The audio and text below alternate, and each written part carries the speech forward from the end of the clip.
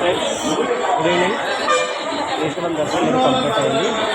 సాయంత్రం మళ్ళీ Hyderabad bus బయలుదేరినాం. 6:20 bus 6కి వచ్చేసింది ప్లాట్ఫామ్కి. బస్సు అయితే బయలుదేరుతుంది. శ్రీశైలం దర్శనం అయితే చాలా లేట్ అయిందండి. అదేంటో మేము ఎప్పుడు ఫుల్ రష్ ఉన్నప్పుడే యాత్రలు చేస్తున్నామండి.